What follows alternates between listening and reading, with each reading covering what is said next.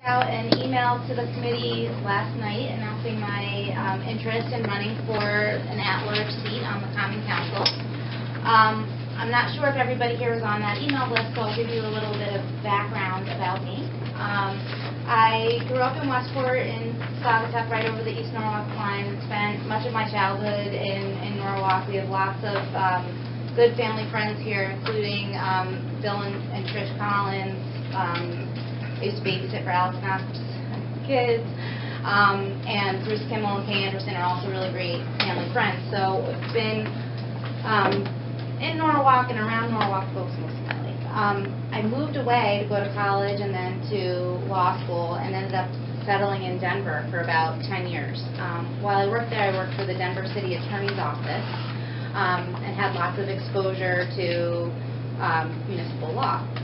After I had my son, we moved back to Connecticut, and when I first got back here, I met John Stefano, who was running for governor at that time. And as I was waiting for my law license to come through from Colorado, I ran his gubernatorial campaign in the 4th Congressional District. So I got to know lots of folks all over Fairfield County and have a lot of experience with election work and all of the work that it takes to get elected. After that election was over, he hired me to come work as an assistant corporation counsel in New Haven.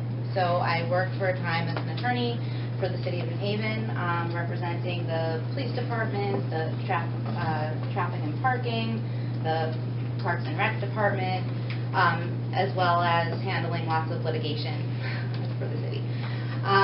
After doing that for a while, the mayor asked me to come down to his office and be his deputy chief of staff and also lead the city's legislative program up in Hartford.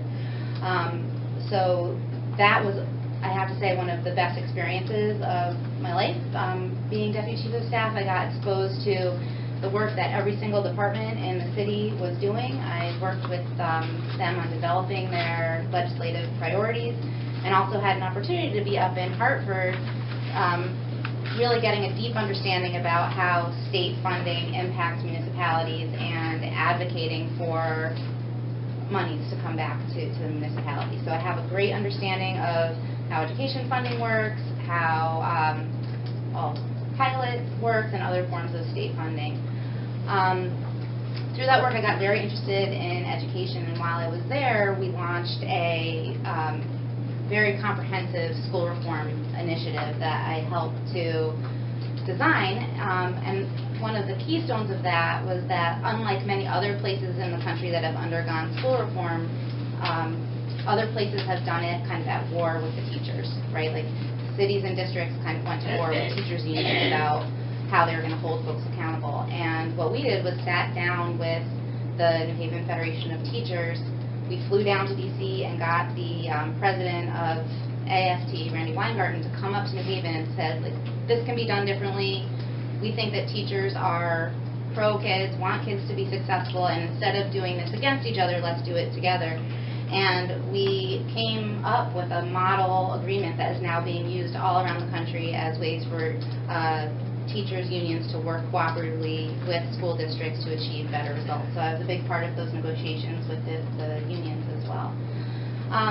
So from there, I went to United Way. I will now work at United Way of Greater New Haven. I'm the Vice President of Education Initiatives there, where I oversee our education-related grant making and also run several programs in New Haven Public Schools.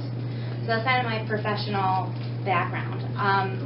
So I've been living in New Haven for the past, since 2006, and in 2013, my husband and I made a decision that we needed to decide where we wanted to be for the rest of our lives, and we picked Norwalk. So we moved here in 2013, bought a house on East Avenue. This is exactly the kind of community that we want to be a part of. We love the diversity, we love the energy of the people here, and we're just excited to live here.